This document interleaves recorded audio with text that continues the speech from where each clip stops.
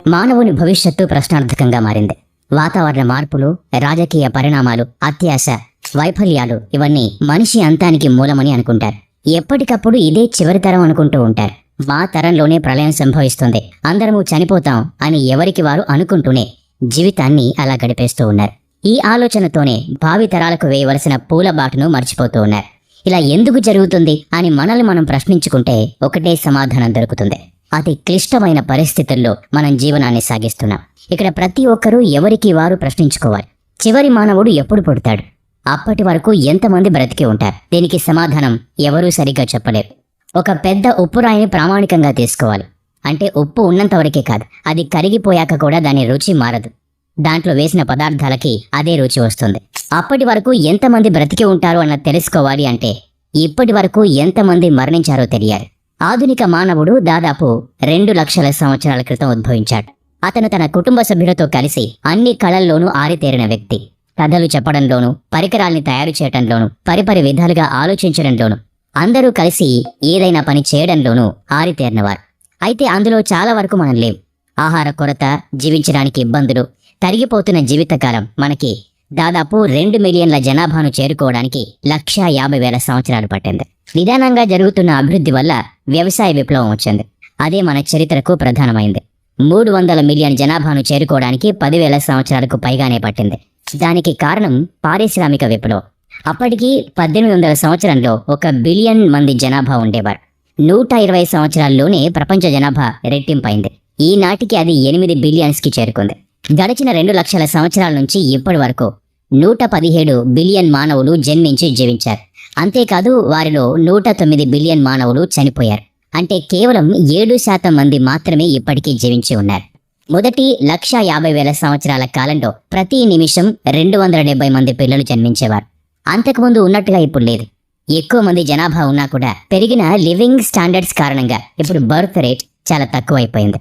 United nations అంచనా ప్రకారం 2100 సంవత్సరానికి ప్రపంచ జనాభా అత్యధికంగా ఉంటుంది. ప్రతి సంవత్సరం దాదాపు 125 మిలియన్ పిల్లలు జన్మిస్తారు. అయితే ప్రతి సంవత్సరం ఇలాగే ఒకటే నెంబర్ ఉంటుందా అన్న చెప్పడం కొంచెం కష్టం. దీన్ని కొంచెం సులభతరంగా తెలుసుకునే ప్రయత్నం చేద్దాం.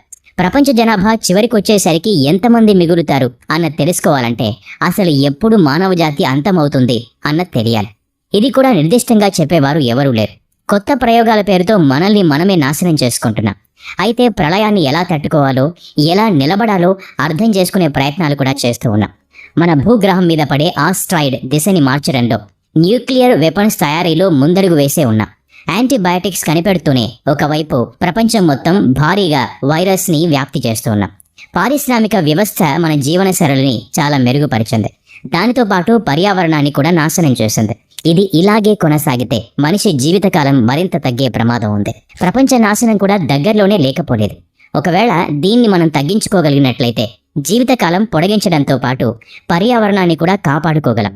ప్రతిరోజు మనల్ని మనమే చంపుకునే ప్రక్రియలో కొంత అయినా తప్పించుకోగలం. అయితే ఎంతమంది జీవించి ఉంటారు అన్నది మనిషి తన తరాల్ని ఎంతవరకు వ్యాప్తి చేస్తాడు అన్న దాని మీద ఆధారపడి ఉంటుంది. అందులో కొన్ని దశల్ని చూద్దాం. మొదటిది, మనిషి ఈ భూమిని వదిలి ఎక్కడికి వెళ్ళలేడు. మనం ఎక్కువ కాలం ఈ భూమి మీద జీవించి ఉండాలి అంటే మనతో పాటు ఉన్న కొన్ని జంతువుల్ని నాశనం చేయాల్సిందే, అంటే అంతరించిపోవాల్సిందే. చరిత్ర కూడా మనకి నేర్పింది ఇదే. అప్పట్లో కొన్ని క్షీరదాల జాతి 1 మిలియన్ సంవత్సరాల పాటు జీవించి ఉంది. అలా జీవించగల జాతులు ఎన్నో ఉండేవి. మనతో దాదాపుగా సరి సమానమైన హోమో ఎరెక్టస్ 1.9 మిలియన్ సంవత్సరాలు జీవించాయని మనం చదువుకున్నాం. నిజంగా మనిషి 1 మిలియన్ సంవత్సరాలు బ్రతుకుతాడు అనుకుందాం. అంటే ఇప్పటికీ 2 లక్షల సంవత్సరాలు గడిచిపోయాయి కాబట్టి ఇంకా 8 లక్షల సంవత్సరాలు మిగిలి ఉన్నాయి. ప్రతి సంవత్సరం 125 మిలియన్ ప్రజలు జన్మిస్తారనుకుందాం. దీని ప్రకారం చూస్తే 100 ట్రిలియన్ మంది భవిష్యత్తులో జన్మించడానికి సిద్ధంగా ఉంటారు. ఈ సంఖ్య ఎంత పెద్దది అంటే ఇప్పటి వరకు ఈ భూమి మీద జీవించిన వారికంటే 850% ఎక్కువ. ఇంకా చెప్పాలి అంటే ఈ రోజు జీవిస్తున్న వారు కేవలం ఇందులో 0.008% మాత్రమే. ఒక్కసారి ఊహించండి ఇదంతా ఎలా జరుగుతుందో, ఎలా ఉంటుందో. మానవ జీవితానికి అంతం బదులు ఆరంభం అవుతుంది అనిపిస్తోందా? ఊహించుకుంటేనే ఎలాగో ఉంది. సరే, ఇదంతా నిరాశవాదంగా తీసుకుందాం. మనం గతంలో ఎక్కువ కాలం బతికిన క్షీరదాల గురించి ఒకసారి చూద్దాం. వాటితో పోలిస్తే 1.2 క్వాడ్రిలియన్ ప్రజలు ఇంకా ఈ భూమి మీద జన్మించాలి. ఇది కూడా చాలా దూరంగానే కనిపిస్తోంది. అయితే సూర్యుడు రోజు రోజుకి మరింత వేడెక్కుతున్నాడు, అలాగే ప్రకాశవంతంగా మారుతూ ఉన్నాడు. ఈ భూమి ఇంకా 500 మిలియన్ సంవత్సరాల వరకు నివాసయోగ్యంగా ఉంటుంది అని శాస్త్రవేత్తలు చెప్తూ ఉన్నారు. దీని గురించి మరింత ఎక్కువగా తెలుసుకునే ప్రయత్నం చేద్దాం. ఇక రెండోది, ఒకవేళ మానవులు భూమిని విడిచిపెడితే మనిషి చంద్రుని పూజించడం దగ్గర నుంచి చంద్రుని మీద కాలు పెట్టి అద్భుతాన్ని సృష్టించే వరకు వచ్చాం. ఇంకా ఎంత దూరం వెళ్తాం అన్నది ఎవరికీ తెలియదు.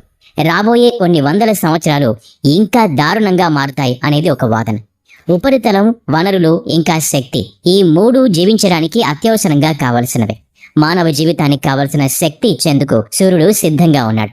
క్విప్లర్ బెల్ట్ లో ఉన్న ఆస్ట్రాయిడ్స్ మీద నీరు, నీటి పదార్థాలు చాలా ఉన్నాయి. అంటే వీటి మీద ఎక్కువ మంది జనాభా జీవించడానికి కావలసిన వసతులున్నాయి. గ్రహాల మీద నివసించే కన్నా మనకి మనం కృత్రిమంగా నివాసానికి అనుకూలమైన స్థలాల్ని ఏర్పరచుకోవటమే మంచిది. ఎక్కువగా సృష్టించుకోగలిగితే మరిన్ని ప్రపంచాల్ని కూడా మనం సృష్టించుకోవచ్చు. అప్పుడు మన సౌర వ్యవస్థలో ఇంటర్ కనెక్టెడ్ సివిలైజేషన్స్ ఉంటాయి. ఇవి మన సోలార్ సిస్టమ్ అంతటా విస్తరించి మన ఉనికికి ఒక ఆధారాన్ని క్రియేట్ చేస్తాయి. కానీ మనం భూమి మీద అతుక్కుపోతే ఇది ఎప్పటికీ సాధ్యం కాదు. అంటే కొన్ని మిలియన్ సంవత్సరాలు మాత్రమే జీవించి ఉంటే మన భవిష్యత్తు సైన్స్ ఫిక్షన్లో లాగా భయంకరంగా అయితే అసలు ఉండదు.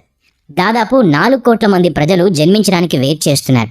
కాబట్టి కొన్ని బిలియన్ల మంది డాక్టర్లు, ఎన్నో రకాల క్యాన్సర్స్ని నయం చేసే సైంటిస్టులు, అంతేకాదు మరెన్నో బిలియన్స్ మంది పేదరికం పోగొట్టడానికి, వీడియో గేమ్స్ డెవలప్ చేయడానికి కృషి చేస్తూ ఉంటారు. ఎక్కువ జనాభా ఉంది అంటే ఎక్కువ ప్రోగ్రెస్ ఉంది అని అర్థం. భూమిని విడిచిపెట్టి బయట విస్తరించడం వల్ల చాలా హాని కలుగుతుంది. ఈ ప్రళయాన్ని తట్టుకోవాలంటే మరెన్నో సోలార్ సిస్టమ్స్ పుడుతూ ఉండాలి. మానవత్వం కూడా అంతరించిపోతుంది. సూపర్ నోవా లేదా గామా రేస్ కొన్ని బిలియన్ సంవత్సరాలకు ఒకసారి జరుగుతుంది. అంటే మనం అంతమవ్వడానికి ఇంకా సమయం ఉంది. నిజంగా మనం ఇంత జీవించి ఉంటే స్లో ఎవల్యూషన్ మరియు జెనెటిక్ ఇంజనీరింగ్ మనల్ని మల్టిపుల్ స్పీసీస్గా స్ప్లిట్ చేస్తాయి. లేదంటే బలవంతంగా ఇలాగే మనం ముందుకు పోవాల్సి ఉంటుంది. మరోవైపు చూద్దాం. ఇప్పుడు మనం భవిష్యత్తులో మనుషుల గురించి కాకుండా ఇప్పుడున్న వ్యక్తుల గురించి మాట్లాడుకోవాలి. దీని గురించి కూడా ఇంకా ఎక్కువగా తెలుసుకునే ప్రయత్నం చేద్దాం.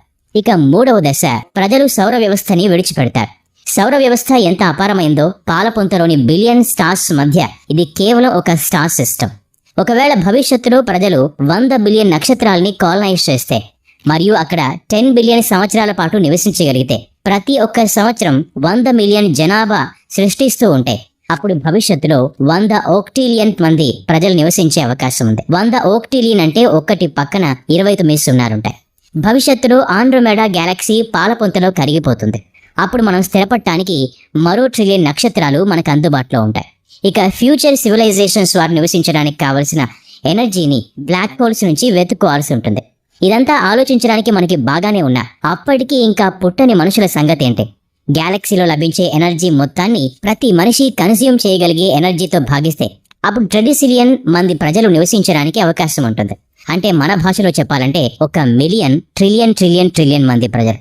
చివరిగా కన్క్లూజన్ ఏంటంటే, ఒకవేళ మనల్ని మనం చంపుకోకపోతే, అంటే మనిషి అంతం కాకపోతే కొన్ని శతాబ్దాలు లేదా సహస్రాబ్దాల వరకు మనిషి జీవించే ఉంటాడు. ప్రస్తుతం మనం మానవ చరిత్రలో ఒక ఉన్నత స్థానంలో ఉన్నాం.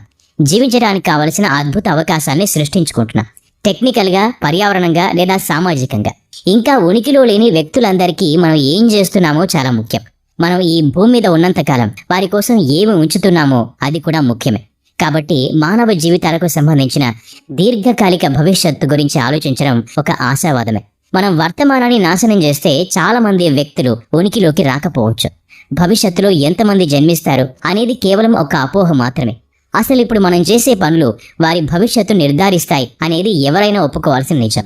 అందుకే మన ఉనికి, మన జీవన విధానాలు ఎంతో ముఖ్యమైనవి. ఇప్పుడే మనం మానవజాతి అంతం గురించి ఆలోచిస్తూ కూర్చుంటే భవిష్యత్తుకి అందమైన జీవితాన్ని అస్సలు అందించలేం. ఉన్నంతలోనే వనరుల్ని పొదుపుగా వాడుకుంటూ ఉండగలిగితే తర్వాతి తరాలకి, వారి జీవితాలకి ఎంతో ఉపకారం చేసిన వారం అవుతాం. ఈ వీడియో నచ్చినట్లయితే లైక్ చేయండి, షేర్ చేయండి. ఇలాంటి మరిన్ని వీడియోస్ కోసం ఈ ఛానల్కి సబ్స్క్రైబ్ చేసుకుని బెల్ ఐకాన్ మీద క్లిక్ చేయండి.